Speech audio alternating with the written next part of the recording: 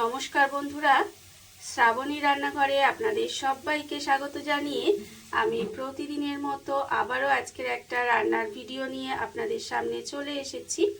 আজকের আমি আপনাদের তিল মূলো বানিয়ে দেখাবো। আশা করি আপনাদের ভালো লাগবে। তার জন্য কিন্তু আমার পুরো ভিডিওটা আপনাদের দেখতে হবে। আর দেখা শুরু করার আগে একটা লাইক দেবেন, সুন্দর একটা কমেন্ট করবেন আর শেয়ার করতে ভুলবেন না।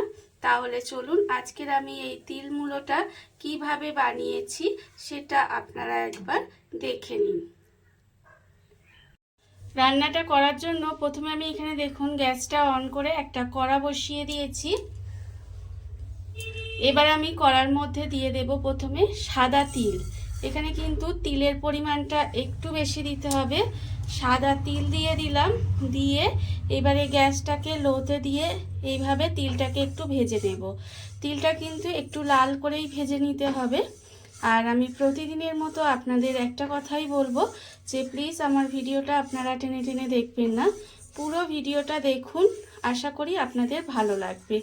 দেখুন এইভাবে কিন্তু তিলটাকে আমি একটু সময় নিয়ে লাল করে ভেজে নেব। আর আপনারা তো তিল মূলোর অনেক রকম রেসিপি খেয়েছেন, একবার এইভাবে তিল মূলোটা বানিয়ে দেখবেন, আশা করি আপনাদের ভালোই লাগবে। দেখুন এই মূলো সবে উঠছে, আর এই সময় কিন্তু এই কচি মূলোগুলো দিয়ে এই রেসিপিটা খেতে অসম্ভব সুন্দর লাগে। কথা বলতে বলতে গ্যাসটাকে লোতে দিয়ে কিন্তু এইভাবে আমি একটু তিলটাকে লাল করে ভেজে নিচ্ছি। আর এটা দেখুন একটু কিন্তু সময় নিয়ে লাল করে ভেজে নিতে হবে, মানে এরকম সাদা আছে যে তিলটা, সেটা কিন্তু একটু লাল করে ভেজে নিতে হবে। ভীষণই সহজ রান্না, বাড়িতে থাকা খুব কম উপকরণে রান্নাটা হয়ে যায়, আর খেতেও কিন্তু গরম ভাতের সঙ্গে অসম্ভব সুন্দর লাগে।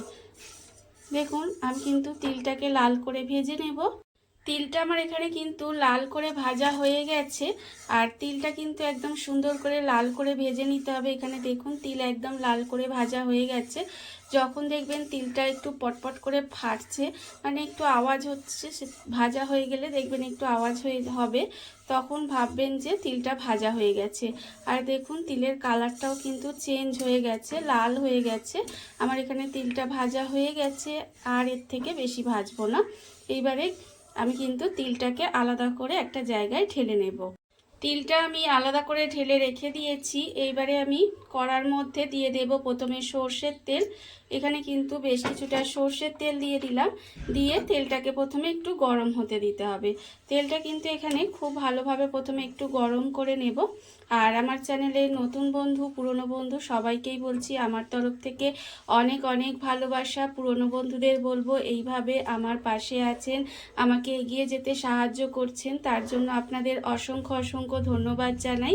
আর নতুন বন্ধুদের বলবো আমার চ্যানেলটা যদি আপনারা সাবস্ক্রাইব করেন তাহলে পাশে থাকা বেল বাটনটা অবশ্যই প্রেস করে দেবেন, যখনই আমি কোনো নিত্য নতুন ভিডিও আপলোড করব সবার প্রথমে যাতে আপনাদের কাছে নোটিফিকেশান চলে যায় এবং আপনারা আপনাদের সময় মতো সেটা দেখে নিতে পারেন।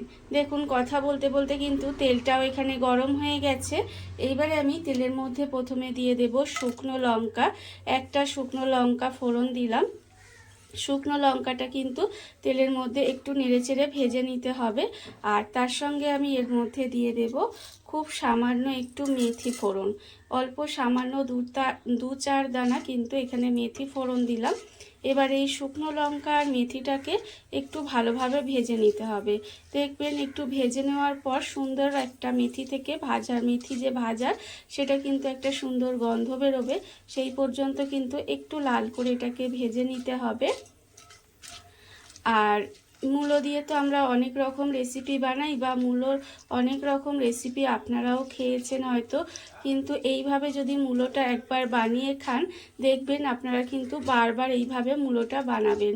দেখুন আমার এখানে ভাজা হয়ে গেছে লঙ্কা আর এখানে মেথিটা। এইবারে আমি এর মধ্যে দিয়ে দেব মূলো।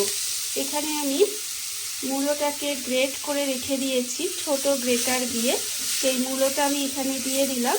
দিয়ে একটু সময় কিন্তু এইভাবে একটু একসঙ্গে নেড়ে ছেড়ে একটু রান্না করে নেব।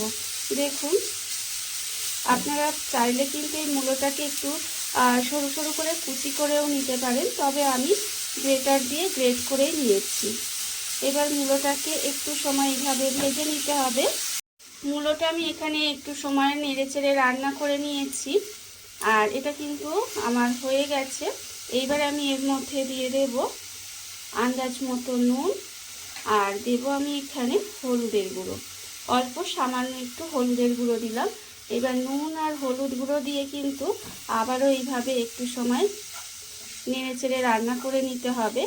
বাড়িতে থাকা খুব কম উপকরণে রান্নাটা হয়ে যায়, অথচ খেতে কিন্তু অসম্ভব সুন্দর লাগে। অনেকে দেখবেন মূলো খেতে পছন্দ করে না, তাদেরও যদি আপনারা এইভাবে মূলোটা বানিয়ে দেন তাহলে দেখবেন তারাও কিন্তু খেয়ে নেবে। দেখুন এখানে কিন্তু আমি নুন আর হলুদটা দিয়ে খুব ভালোভাবে মিশিয়ে দিয়েছি। মিশিয়ে দিয়ে এবার গ্যাসটাকে লো করে দেব। লো করে দিয়ে এইভাবে একটু ঢাকা দিয়ে কিছুক্ষণ রান্না হতে দেব। আর এটা যতক্ষণে রান্না হচ্ছে ততক্ষণ দেখুন আমার অন্যদিকে এখানে যে তিলটা আমি ভেজে রেখেছিলাম সেই তিলটাও কিন্তু ঠান্ডা হয়ে গেছে। আর এটা কিন্তু অবশ্যই ঠান্ডা করে নিতে হবে। এটা ঠান্ডা হয়ে গেলে এটা আমি মিক্সির মধ্যে দিয়ে দেব। মিক্সির মধ্যে দিয়ে দিলাম, আর দেব আমি এখানে এর মধ্যে কাঁচা লঙ্কা। এখানে কিন্তু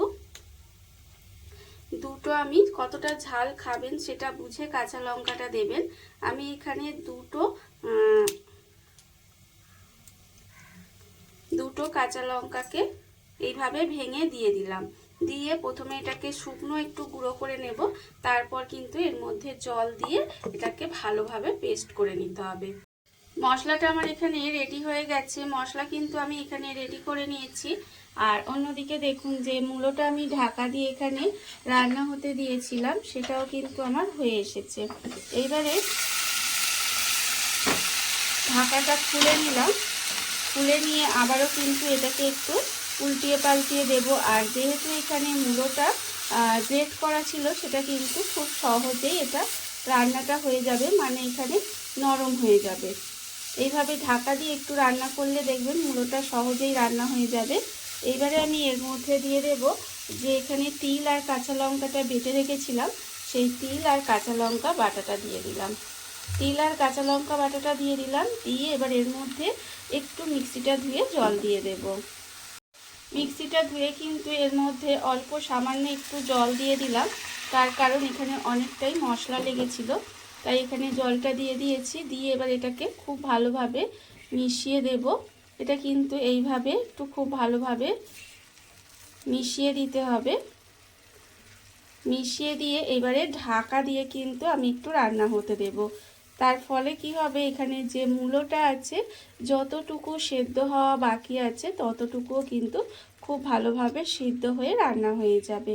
আর আপনারা যারা এতক্ষণ পর্যন্ত ভিডিওটা দেখছেন অথচ একটা লাইক দিতে ভুলে গেছেন তাদেরকে বলছি প্লিজ একটা লাইক দিয়ে দেবেন। দেখুন আমি খুব ভালোভাবে মিশিয়ে দিলাম। মিশিয়ে এবার এটাকে ঢাকা দিয়ে দেব।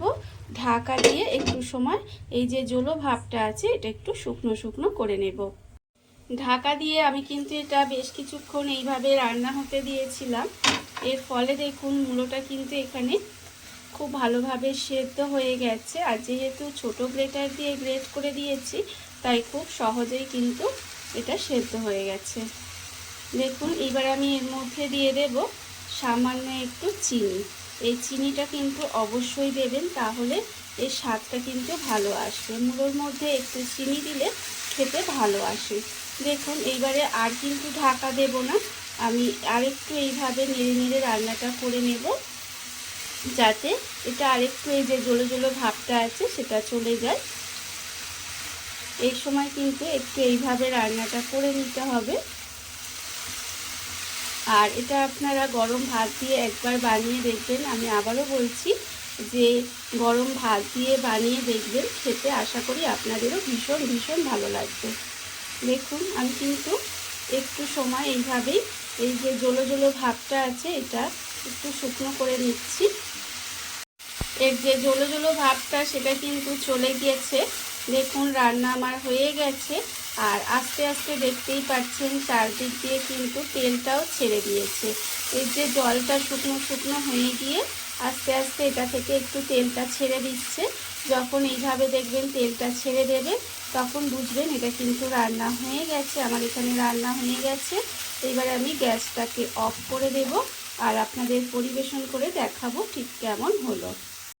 দেখুন বন্ধুরা, বাড়িতে থাকা কত অল্প উপকরণে কত অল্প সময় কত সুন্দর একটা তিলমুলো তৈরি হয়ে গেছে, আপনারা দেখতেই পেলেন। আর এটা কিন্তু খেতে অসম্ভব সুন্দর হয়।